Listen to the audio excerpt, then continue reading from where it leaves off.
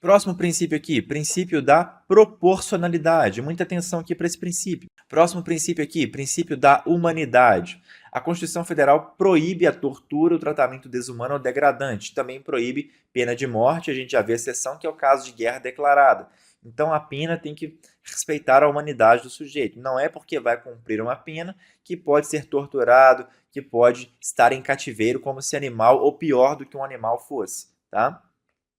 Princípio da necessidade e idoneidade. Para cada crime deve haver um bem jurídico a ser tutelado. Não pode existir crime vazio, crime sem bem jurídico tutelado. Para cada crime tem que ter um bem jurídico. Então, o crime de furto tutela o bem jurídico do patrimônio. O crime de homicídio tutela o bem jurídico da vida. O crime de estupro tutela o bem jurídico da dignidade sexual. Perfeito? Então, cada crime tem um bem jurídico a ser tutelado. Princípios da ofensividade. Princípio da ofensividade. São inconstitucionais todos os delitos de perigo abstrato, como tráfico de drogas, porte de armas, etc. Esse princípio ele não é adotado nessa dimensão no Brasil. Ou seja, você sabe que no Brasil portar arma sem registro é crime, sem a licença de porte é crime. Você sabe também que vender drogas é crime, ok? Então, muita atenção para isso. Esse é um princípio que existe na doutrina, mas que não foi adotado em sua amplitude no Brasil. Esse princípio enuncia que os chamados crimes de perigo abstrato seriam inconstitucionais, porque, convenhamos, no tráfico de drogas nós temos aí um perigo abstrato, tanto é que a vítima é a coletividade, não tem uma vítima definida no tráfico de drogas, no artigo 33 ali da lei 11.343 de 2006, que é a lei de tóxicos. A vítima não é o usuário, a vítima é a coletividade, tá? Então, esse princípio não é adotado em sua ampla dimensão no Brasil. O judiciário já descartou a sua adoção nessa dimensão e todo santo dia pessoas são condenadas por tráfico, por porte, posse ilegal de arma de fogo, ok? Princípio do fato. Segundo ele, não cabe ao direito penal se ocupar das intenções e pensamentos de pessoas, enquanto não exteriorizada a conduta delitiva. Então, nós já tratamos um pouco aí desse princípio com outro nome lá atrás, né? Os princípios se parecem.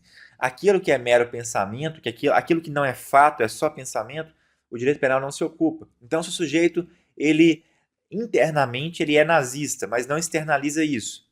O direito penal não se ocupa desse problema. É um problema, claro, é um problema ele ser nazista, né? Mas o direito penal não se ocupa disso. Só se ocupa quando ele externalizar, quando ele fazer apologia, quando ele ostentar uma suástica, quando ele matar alguém em razão da sua ideologia. Tá? Aí sim o direito penal se ocupa dessa questão. Tá? Princípio do fato.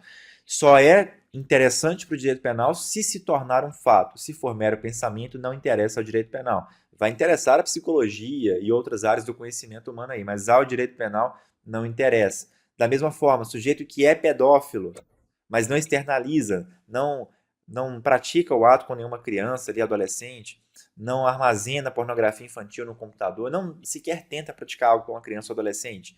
Então, esse sujeito que só é internamente um pedófilo, mas não externaliza isso, não é relevante isso para o direito penal. O direito penal não se ocupa dessa questão.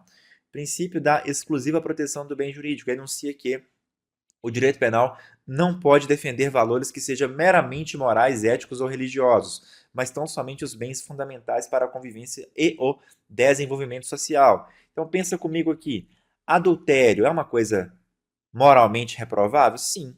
Trair a esposa é algo moralmente reprovável. A esposa trair o marido é algo moralmente reprovável e, a meu ver, muito reprovável, né? Casamento é algo maravilhoso na vida do sujeito, um relacionamento bem feito, bem organizado, é algo maravilhoso. E se o relacionamento está ruim, tente consertar, se não for possível, encerre, termine, mas trair é algo muito imoral. Concordo. E em alguns casos, essa traição vai gerar até uma responsabilidade civil, um dever de indenizar, tá? É possível isso. Não é em todo caso, mas em alguns casos a traição gera uma responsabilidade civil, um dever de indenizar. Só que em nenhum caso a traição por si só gera crime. Hoje não existe mais no Código Penal a previsão do crime de adultério. Então, por mais que seja imoral, não é crime. Percebam, continua sendo imoral, continua sendo, em alguns casos, ilícito civil, porque gera responsabilidade civil, mas não é crime. O brasileiro tem um problema muito grande de achar que porque algo não é crime, então pode estar tudo bem. brasileiro médio, ele trabalha com essa ideia do tudo ou nada. Ou é tudo ou é nada. Ou é crime e eu vou preso e vou ficar na cadeia, ou então tá liberado. Não é assim que as coisas são. Tem muitas coisas, como a gente viu aqui, que não são crime e mesmo assim vão dar problema para o sujeito. Tá? Pode ser um problema na esfera administrativa, pode ser uma responsabilidade ambiental, se ele cometer alguma infração contra o meio ambiente ali, que talvez seja infração, mas não seja crime. Pode ser uma responsabilidade ética, né, perante o seu conselho de classe, um advogado, um médico, por exemplo. Nem sempre vai ser crime, mas muitas vezes será um ilícito, seja civil, administrativo, ético, um ilícito político também, que vai gerar ali, pode gerar a cassação do seu mandato. Nós tivemos aqui no Brasil o caso daquele deputado estadual que viajou para a Ucrânia, né? E lá na Ucrânia, no contexto da guerra lá da Ucrânia, ou do conflito armado, como eu preferir chamar, adjetivar, né? Não vou entrar nesse mérito. Naquele contexto, ele manda um áudio para um amigo, para um grupo de amigos, se referindo às mulheres de lá, de maneira muito pejorativa, e quando ele retorna ao Brasil, já na Ucrânia esse áudio vaza, né? E é amplamente noticiado. Quando ele retorna, ele sofre um processo político, né? Esses processos são políticos, de cassação do seu mandato pela Assembleia Legislativa do seu estado, e o seu mandato é de fato cassado. Percebam, ele não cometeu crime, não cometeu ilícito civil a princípio, até porque sequer houve processo dessas ucranianas aí, porque também não mencionou nenhuma pessoa em específico, né? Mas mesmo assim, perante os seus pares ali, os seus deputados estaduais que são pares, ele foi cassado. E, a princípio, tudo bem, pelo menos no mérito, tudo bem. É um julgamento político, né? Claro, entendo que coisas muito mais graves não foram objeto de cassação por outros deputados que fizeram coisas mais graves, contra o patrimônio público, inclusive, mas certo é que ele foi cassado e não há, a princípio, né, problema. Claro, se o processo de cassação for respeitado, os seus limites legais ali e o procedimento for respeitado, não há problema que ele seja cassado, tanto é que foi cassado. Salvo engano, ele tenta rediscutir isso no Poder Judiciário, mas ainda nessa data sem sucesso. Enfim, então percebam, como eu disse antes aqui, que nem tudo que é ilícito é crime. Tem muitas coisas que são ilícitas, não são crime. E nem tudo que é imoral é crime também. Olha que interessante. Pensemos aqui num exemplo de um pai adulto com uma filha adulta. Sua filha tem plena capacidade civil, não tem nenhuma deficiência mental, está lúcida e o pai também está lúcido. E os dois, de livre e espontânea vontade, resolvem praticar ato sexual entre eles. Isso é de uma imoralidade imensa. Isso aí chega a ser uma coisa bestial, né? Depende da sua crença religiosa, enfim, mas até mesmo independente da sua crença religiosa, continua sendo algo bestial. A palavra bestial está na Bíblia, por assim dizer, mas independentemente da sua crença religiosa, continua sendo algo bestial. Um pai com uma filha é algo bestial, algo, né, escabroso, desumano, mas não é crime.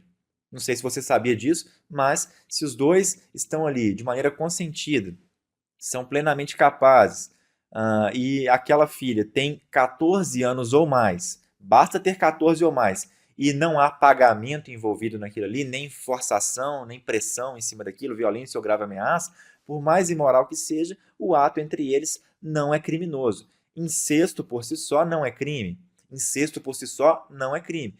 Claro, dependendo da situação, esse pai, se essa filha for menor de 18, ele pode até perder o poder familiar sobre ela. Por ser um ato muito imoral, lá no direito civil pode ser considerado. Mas, se ela tem 14 anos ou mais, se o ato é consentido e ela não sofreu, logicamente, violência ou grave ameaça, e ela tem um desenvolvimento mental suficiente para a sua idade e não houve pagamento, incesto por si só não é crime. Olha só que situação. É extremamente imoral, é algo extremamente imoral. Não seria amigo de alguém que pratique isso, longe de mim, mas crime não é. Então, valores que